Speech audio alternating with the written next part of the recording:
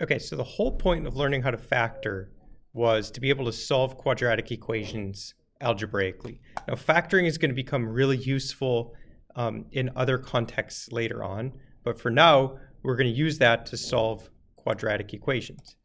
So let's take a look at this. So we have all of these different factoring techniques, and we're going to employ them now. Recall that the solution to quadratic equations are called the roots. This is where the graph crosses the x-axis. Okay, this is where y is equal to 0, or you could write it as f of x is equal to 0. What we can do is we can use factoring methods and the zero product property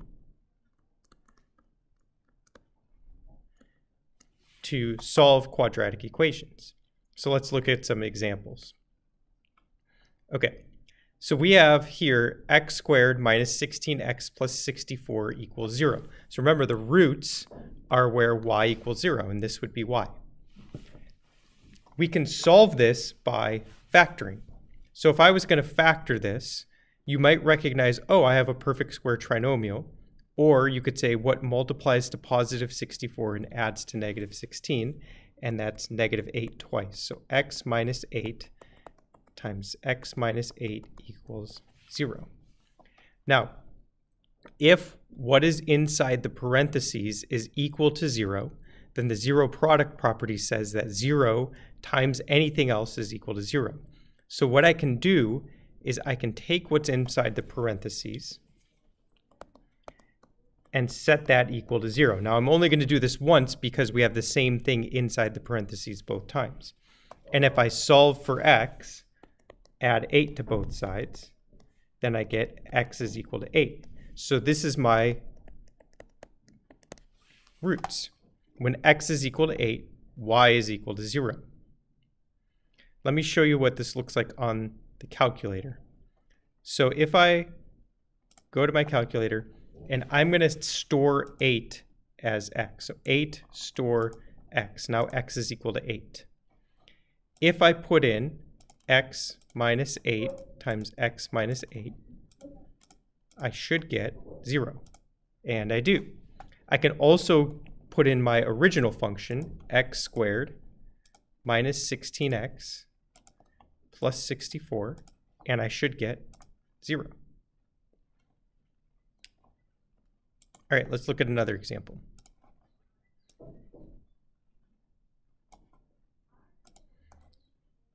You should recognize b as a difference of perfect squares. So if I'm going to factor that, I get x plus 5 and x minus 5 equals 0.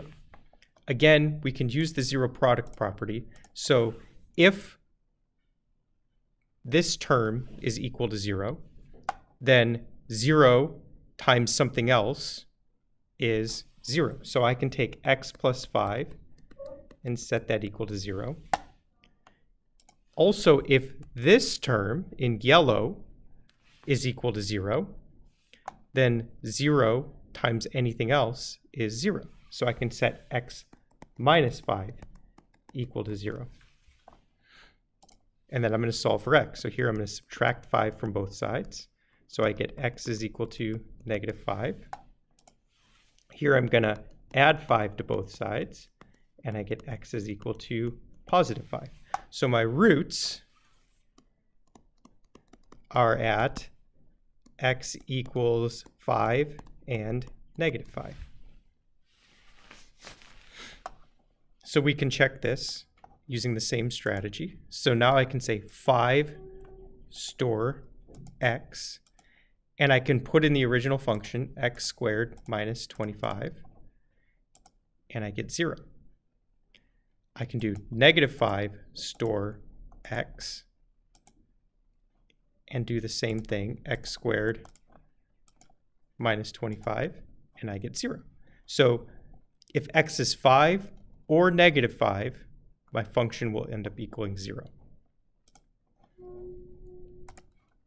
Let's look at this last example. We have another perfect square trinomial. Whoops. So if I'm factoring this, I would get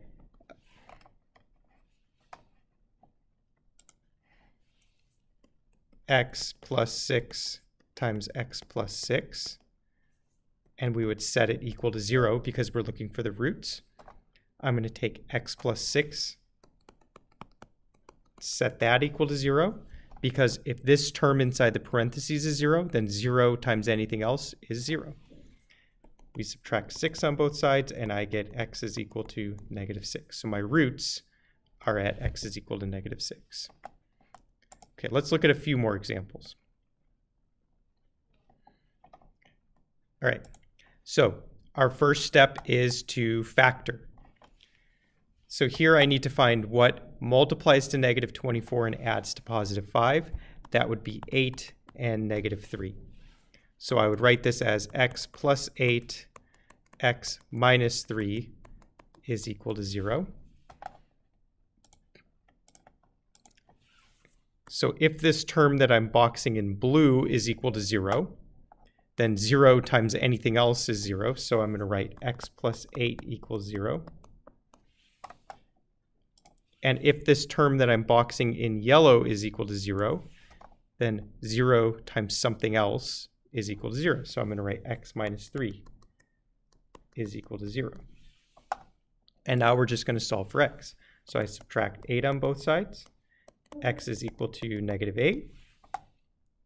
Here I'm going to add 3 on both sides. X is equal to positive 3. So those are my roots. X is equal to 8, or sorry, negative 8, and x is equal to positive 3. Now, this is possible because remember, we're looking at where the graph crosses the x-axis. And so it's possible that a parabola is going to cross 2 times. If you get something that looks like example 2b, you want this equal to 0.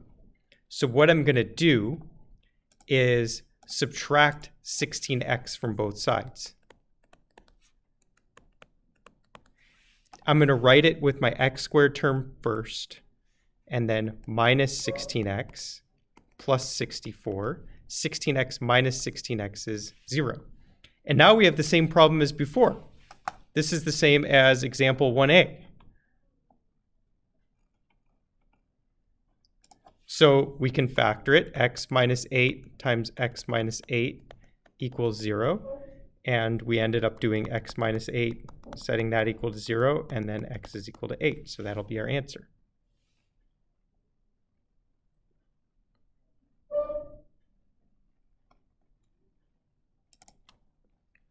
Okay, last example. This one's a little bit tricky, but we're going to do the same thing. We want our function set equal to 0. So I'm going to subtract 5x on both sides so that I get 3x squared minus 5x equals 0. Now, when we're factoring this, what I'm seeing is there's no c term, but the term in front of x squared is greater than 1. So is there a common factor between 3x squared and negative 5x? And the answer is yes, it's x. So if I factor out an x, I end up with 3x minus 5, and all of that is equal to 0. So if either of these terms now, I'll put them in a box.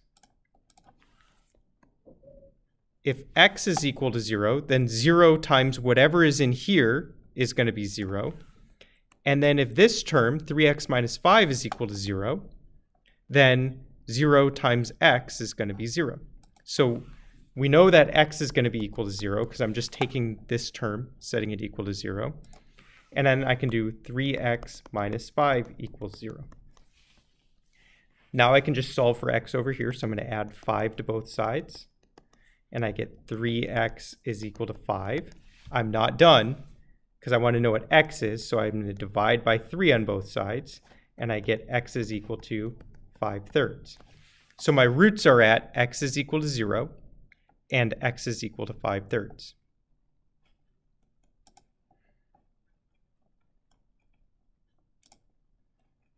Okay, I'm going to skip this problem. And then we would just move on you should have enough now to do your homework. Just a fair warning, when there's something like this, remember, look to factor out a common factor. And a problem like 5, you may need to use the A times C method to factor.